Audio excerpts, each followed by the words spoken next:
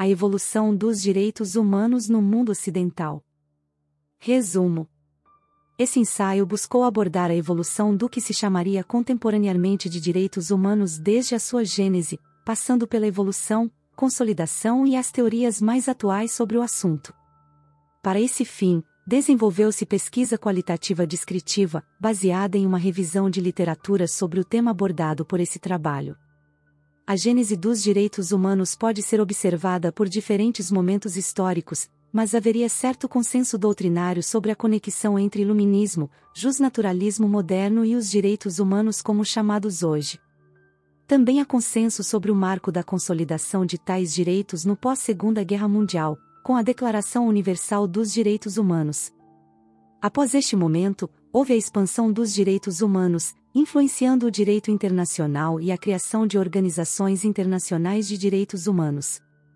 Apesar de haver dissenso sobre os chamados direitos humanos e seu viés ocidental, a corrente contemporânea defenderia o diálogo entre culturas, já que todas possuiriam concepções, mesmo que distintas, sobre a dignidade humana.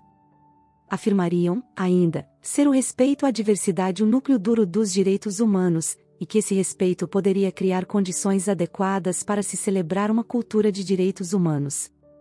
Diante disso, espera-se que esse ensaio contribua para a elaboração de outros trabalhos que se foquem, por exemplo, nas diferentes concepções de direitos humanos existentes hoje em diversas culturas não ocidentais, o que contribuiria ainda mais para um conceito compreensivo sobre o que seriam, portanto, direitos humanos numa concepção global. Introdução. A evolução dos direitos humanos pode ser observada por diferentes perspectivas e bases em certos momentos históricos sem que uma seja mais adequada do que outra, visto que este estaria se aperfeiçoando há muitos séculos. A despeito das teorias sobre as origens dos direitos humanos, há certo consenso ocidental sobre o ponto alto de sua consolidação, logo após o Holocausto e a Segunda Guerra Mundial, com o nascimento da Declaração Universal dos Direitos Humanos em 1948. Apesar dessa conquista de direitos em nível mundial, há teoria que afirmariam que a tentativa de se universalizar tais direitos pensados sob a ótica ocidental seria mais uma forma de imperialismo ocidental sobre outros povos, especialmente dos continentes africano e asiático. Existiriam hoje, corroborando a ideia do imperialismo, diversas correntes doutrinárias que estudariam a atualização dos direitos humanos, de forma a mesclar teorias obsoletas ou a criação de novas teorias que abordariam, de forma mais atual, ou de fato mais abrangente, os direitos humanos enquanto um conceito global. Com vistas a se discorrer sobre os direitos humanos de forma ampla por seu percurso histórico, sem, porém, objetivo de exauri-lo, por se tratar de assunto demasiado denso, esse ensaio buscou interfaces científicas, humanas e sociais abordar a evolução do que se chamaria direitos humanos desde a sua gênese, passando pela evolução, consolidação e as teorias mais atuais para se abordar o assunto de forma ampla. Para isso, desenvolveu-se pesquisa qualitativa descritiva, baseada em uma revisão de literatura sobre o tema abordado por esse trabalho. Quanto à apresentação, este ensaio se inicia por esta introdução, que é seguida da gênese dos direitos humanos. Em seguida, são apresentados os capítulos que abordam a consolidação, expansão, refutação e transformação de alguns conceitos e princípios dos direitos humanos, para, após, se tratar da atualização do conceito deste. Por fim, abordou-se na conclusão o que se pôde depreender da história dos direitos humanos como um construto em constante atualização e expansão. Gênese. O que se denomina neste ensaio Gênese dos Direitos Humanos seria o conjunto de fatos históricos que possibilitaram a evolução para o que hoje conhecemos no mundo ocidental como direitos humanos. Esta gênese é atribuída a momentos históricos distintos quando pensada por diferentes autores em recortes temporais também diversos. Bobbio, por exemplo, afirma que o conceito de direitos humanos é uma construção moderna, sendo que este se fundaria no justnaturalismo moderno do século XVII. Já para Comparato, o chamado embrião dos direitos humanos seria ainda anterior, com a conquista da própria liberdade representada na Magna Carta inglesa, de 1215. E Strauss, por sua vez, lembra que a doutrina do direito natural tem seu cerne antes de Cristo, com Sócrates, no século V a.C., sendo posteriormente desenvolvida por Platão e Aristóteles, bem como por pensadores cristãos em seguida, especialmente por São Tomás de Aquino. Sabendo que a história é composta por desencadeamento temporal, de fato seria possível traçar uma longa linha de fatos que se conectariam, de alguma maneira, ao conceito ocidental de direitos humanos. Apesar disso, optou-se neste capítulo por um recorte a partir do justnaturalismo moderno do século XVII, o qual, segundo Ibal, seria um ponto seguro sobre o qual se poderia fundamentar a teoria dos direitos humanos universais. O justnaturalismo moderno rompeu com a tradição do direito natural antigo, especialmente a partir dos trabalhos de Hobbes. Apelava à razão natural, que foi teorizada por Hugo Grocio na busca de um pressuposto laico e autônomo ao direito das gentes, como objeto central do pensamento, e defendia a existência de um direito racional universalmente válido. Cavalcanti corrobora essa visão, afirmando que mesmo o justnaturalismo moderno, não se formando nos moldes de declarações de direitos, já falaria em direitos naturais universais e inerentes ao homem, independentes da criação da sociedade civil e de estados. O direito natural em sua acepção moderna foi, então, corporificado por Samuel von Pufendorf num sistema com premissas e conclusões não contraditórias, sendo que Pufendorf forneceu ao Estado soberano uma legitimidade secular, apresentando-o como uma instituição criada por homens para atingir a paz social, e que possuía o direito absoluto de determinar e efetivar as medidas mais adequadas a esse fim. O trabalho de Pufendorf foi continuado por outros juristas e filósofos, dentre eles Christian Thomasius, que teorizaria a separação entre direito e moral, defenderia a laicidade do Estado e a liberdade religiosa, na busca por uma secularização mais sistemática do que a proposta por Pufendorf. Afirma Bobbio que é inegável que Thomasius tenha sido um precursor dos direitos fundamentais, visto que defensor da primeira liberdade, a religiosa, que culminaria na luta por outras liberdades conquistadas posteriormente. Ademais, a própria existência do Estado absoluto, soberano e indivisível, teria também contribuído para o desenvolvimento e positivação dos direitos fundamentais, e posteriormente dos direitos humanos, por meio das revoluções liberais que buscariam se libertar do regime absolutista, conforme afirma Pessis Barba. Nesse ínterim, as teorias contratualistas buscariam teorizar um novo princípio de legitimidade democrática, fundamentação à origem da sociedade civil e legitimidade dos governantes perante o consentimento dos governados. Na obra de Rousseau, por exemplo, podemos encontrar o importante conceito de vontade geral, definida por ele como o interesse comum da sociedade, enquanto na obra de Locke, cuja teoria política teria também inspirado a teoria dos direitos fundamentais, podemos encontrar a preocupação em se estabelecer restrições a eventual abuso de poder. Porém, é Kant, em sua Fundamentação da Metafísica dos Costumes, de 1785, que afirmaria que o ser humano, enquanto ser racional, existe com fim em si mesmo, não como meio, que é a noção básica da dignidade humana, reafirmando-se, assim, conceitos iluministas, como liberdade e razão. Esses mesmos conceitos iluministas seriam base para as revoluções americana e francesa e as respectivas declarações inspiradas por aquelas, não por acaso, sendo inclusive atribuída a gênese dos direitos humanos ocidentais a esses dois momentos históricos por Hunt. Comparato diria que tais revoluções foram relevantes na criação dos primeiros direitos humanos e para a legitimação democrática. Hannah Arendt, por sua vez, afirma que, como consequência das exigências sobrepostas por soberania nacional de um povo e reivindicação de direitos inerentes a todos os povos, esses mesmos direitos passariam a ser protegidos somente como direitos nacionais, enquanto dever inerente e implícito daquele Estado, mitigando, assim, sua natureza justnaturalista. Apesar disso, a sistematização proposta por Pufendorf, inspirada por Grocio e Hobbes, aperfeiçoada posteriormente por Thomasius, permearia a futura codificação nos séculos XVIII e XIX na Europa, sendo que é possível, ainda hoje, perceber a inspiração justnaturista moderna, especialmente nas partes gerais dos códigos europeus e outros inspirados pelo sistema jurídico europeu. Consolidação. Como nos lembra Laffer, o direito natural moderno se desenvolveu ao passo que se esfacelou devido à secularização e à própria positivação acontecidas na sua gênese, sendo que a visão de um direito que não escrito em códigos e constituições perdeu significado, alternando-se o centro da busca pelo direito, da razão para a legislação, como forma de se resguardar os direitos dos indivíduos naquela sociedade. Essa refutação aos princípios do direito natural teria sido reforçada pelos trabalhos pós-kantianos, tendo o direito natural se permutado nos direitos humanos após a Primeira Guerra Mundial.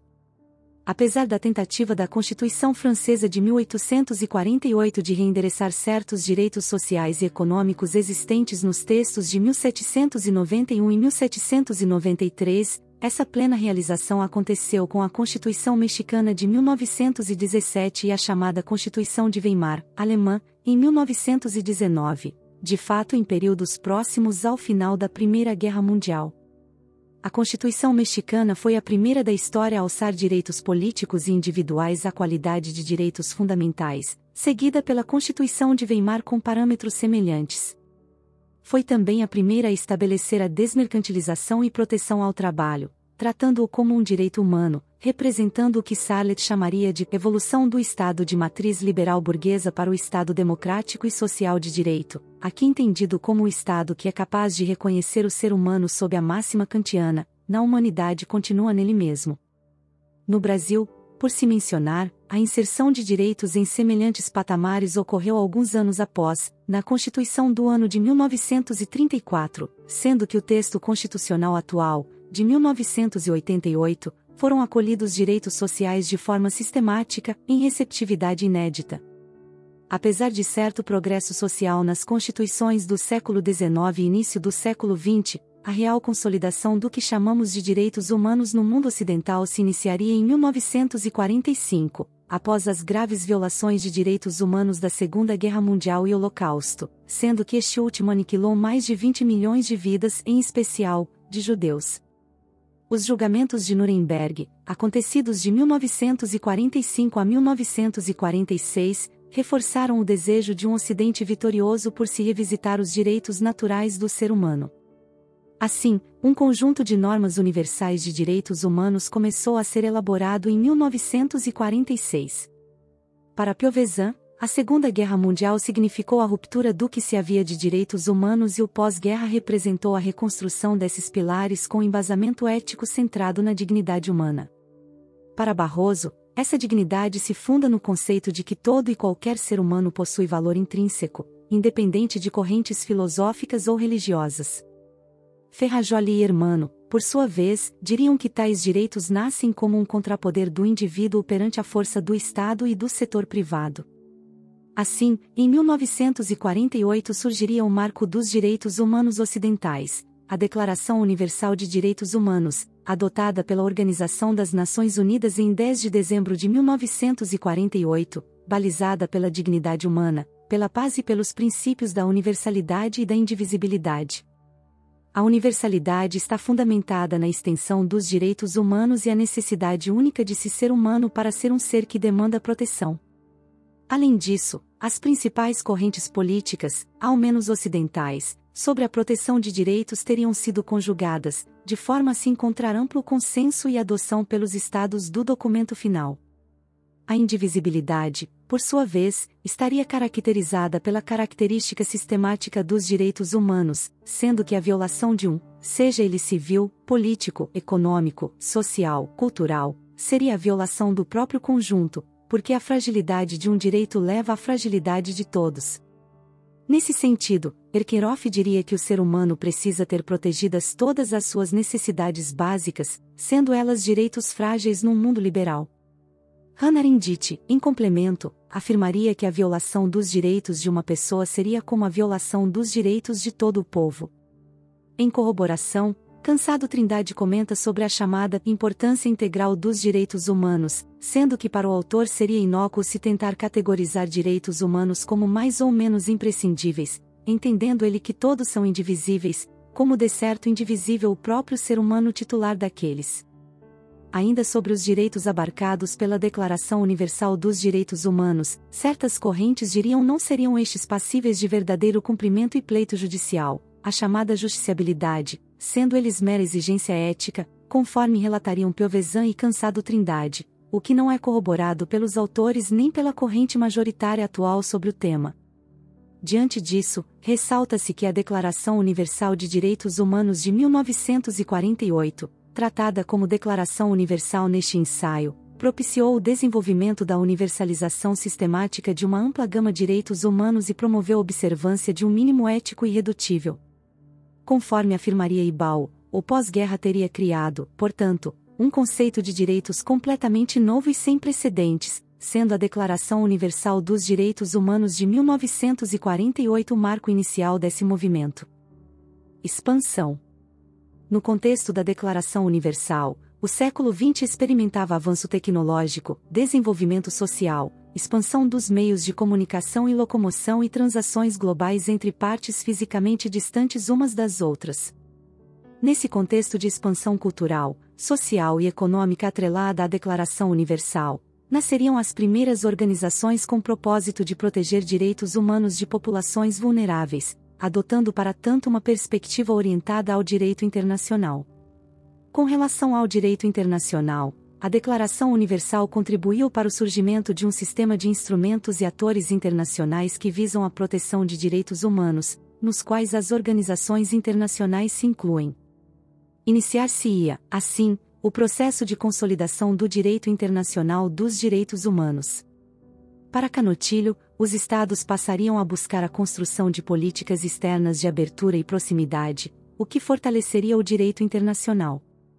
Contribuiriam para o cenário internacional, ainda, as supramencionadas organizações internacionais, no que o autor chamaria de constitucionalismo global, que abarcaria as relações entre os Estados entre si, mas também as relações entre Estados e pessoas e Estados e organizações internacionais, sendo que tais trocas favoreceriam e legitimariam, ou deslegitimariam, as próprias constituições nacionais, que devem obedecer aos parâmetros mínimos de direitos humanos. Essa mesma cooperação internacional é a responsável por avanços do direito internacional dos direitos humanos e do meio ambiente. Trindade ainda afirmaria que inúmeros tribunais internacionais foram fundados com o objetivo de se ampliar a proteção de direitos, em frentes como Proteção Internacional dos Direitos Humanos, Direito Penal, órgãos voltados à reparação a vítimas, integração regional e à supervisão internacional. Outros avanços em matéria de direito internacional incluem os instrumentos posteriormente aprovados pelas Nações Unidas, sobre o movimento abolicionista, refúgio e proteções legais a grupos minoritários. Em corroboração à tese da expansão dos direitos humanos no âmbito internacional, cita-se, em complemento, os instrumentos posteriores à Declaração Universal classificados como tratados que versam sobre direitos humanos. No que tange ao âmbito doméstico de forma ampla, o direito ocidental passaria a incorporar princípios balizadores de direitos humanos, sendo que Bobbio constataria que a proteção dos direitos do ser humano passaria a ser base das constituições ocidentais modernas e Barroso, por sua vez, lembra que a dignidade humana é um princípio presente na maioria das mencionadas constituições editadas após a Segunda Guerra Mundial, com origem particular no direito constitucional alemão. Todos esses aspectos corroboram a afirmação de Canutilho sobre o fortalecimento do direito constitucional frente à expansão dos direitos humanos no plano internacional. Transformação. A consolidação dos direitos humanos enquanto frente independente de estudo e enquanto propósito mundial a ser seguido enfrenta, porém, graves percalços que se originariam de duas questões principais. A primeira, a ser tratada neste capítulo, a globalização e a evolução da sociedade ocidental que se infiltra, de forma sistemática, em todo o Oriente. E segunda, a legitimidade dos próprios direitos humanos enquanto pensados pela perspectiva ocidental desde sua criação, será abordada pelo capítulo seguinte. A ideia de mercado mundial, existente desde o tráfico de escravos, se intensifica após a modernização de meios tecnológicos, de comunicação e transporte do século XX, como abordado no capítulo anterior. Como afirmariam Marx e Engels, o processo moderno de transformação da atividade em atividade histórico mundial passou a exercer sobre o indivíduo uma opressão que se revelaria como sendo o chamado mercado mundial.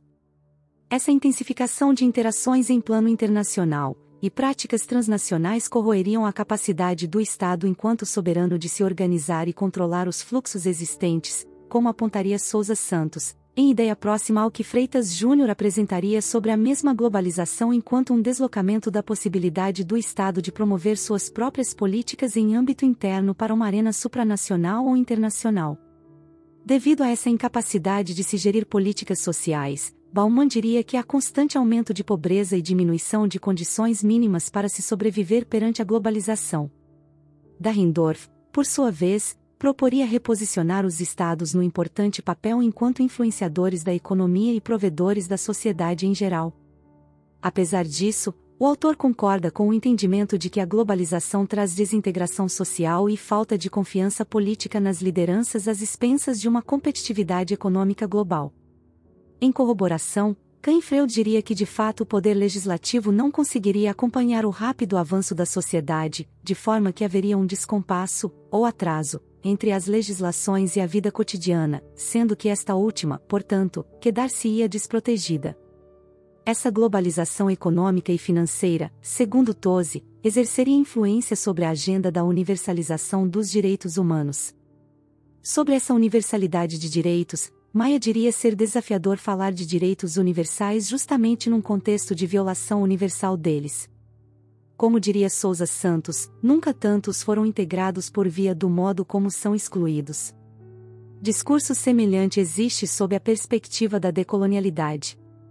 Entre as décadas de 1970 a 1990, houve uma onda de democratização ou redemocratização para alguns países que ocorreu na Europa, mas também na América Latina e nos continentes africano e asiático. Segundo Ibal, a luta anticolonial pela autodeterminação dos povos teria um impacto significativo na ideia de direitos humanos universais, visto que povos colonizados teriam sido os primeiros a usar a linguagem dos direitos humanos nascidos no Ocidente para justificar seus próprios direitos perante os imperialistas. Burke vai além, ao dizer que a própria expansão dos direitos humanos não poderia ser entendida sem tal perspectiva decolonial. Afirma o autor que de fato povos colonizados da África e Ásia teriam influenciado a expansão dos direitos humanos ocidentais ao se apropriarem da ideia na luta pela própria liberdade, entretanto, passariam na década de 1970 a entendê-los como nada além de imperialismo cultural frente às várias formas ainda existentes de autoritarismo ocidental sobre territórios dos continentes africano e asiático. Refutação. Diante do retratado no capítulo anterior, a legitimidade dos próprios direitos humanos é posta em dúvida enquanto pensado sob a perspectiva ocidental desde sua criação. A universalidade de tais direitos continua a ser desafiada e refutada em diversas aproximações, seja pela influência da fé cristã, porque seriam fruto do colonialismo, e neocolonialismo, europeu sobre outros povos, porque inspirados pelo iluminismo em sua gênese, porque os principais atores na elaboração junto à Organização das Nações Unidas eram países ocidentais ou pela origem no pensamento liberal moderno, que faz parte da construção social do Ocidente. Ibal, em uma tentativa de mencionar as principais críticas ao modelo de direitos humanos, teceria críticas que perpassariam pelo relativismo cultural, pela positivação e justiciabilidade dos direitos humanos, já tratada nesse ensaio, e pelo essencialismo, que afirmaria que os únicos direitos humanos válidos seriam aqueles essencialmente derivados da definição apresentada no pós-Segunda Guerra Mundial. Ademais, há duas correntes antagônicas sobre os direitos humanos, universalistas e relativistas. A corrente universalista reafirma o valor da dignidade humana enquanto bem maior, sendo que existiria um mínimo ético de direitos que deveriam ser protegidos pelos direitos humanos em qualquer seja o contexto, como relataria Piovesan. Essa teoria, porém, deixaria de levar em conta toda a problemática já levantada por este ensaio, quanto à globalização e hegemonia europeia e ocidental sobre os demais países do globo, bem como, o que seria apontado por Messer, a coincidência de posições para endossadores dos direitos humanos e abusadores deles. Piovesan, então, lembra que relativistas, por sua vez, pensariam nos direitos humanos sob a ótica local quanto a aspectos sociais, culturais, morais, políticos e econômicos. Essa teoria é mencionada por diversos estudos, principalmente sob aspectos que se têm em conta os povos asiáticos e africanos. Forsyth diria que uma das primeiras bases para os direitos humanos teria nascido na China, não no Ocidente, com a filosofia moral de respeito elaborada por Motsi Ignatieff abordaria preocupações sobre a validade intercultural dos direitos humanos ocidentais quando de frente para o islamismo insurgente, a Ásia Oriental, corroboram esse entendimento Zolo e Costa, e algumas partes do próprio Ocidente, corrobora esse entendimento Messer, quando lembra que a própria América Latina tem preocupações mais urgentes e não curadas quanto a direitos civis, terrorismo e violência estrutural a direitos socioeconômicos básicos. Kezerbo, em aproximação à cultura africana, diria que a não-violência teria outra base que não os direitos humanos ocidentais, mas a visão sobre todos serem filhos do Sol. Sem, porém, refutaria a aplicação de tal perspectiva sobre os direitos humanos, visto que, segundo o autor, poder-se-ia dizer que há características comuns entre o Ocidente, por exemplo, o continente asiático. Ainda, a tese que defende uma suposta grande dicotomia entre valores asiáticos e europeus pouco ajudaria as bases dos direitos humanos, ao causar confusão sobre o que, então, seria a base normativa para a liberdade e democracia.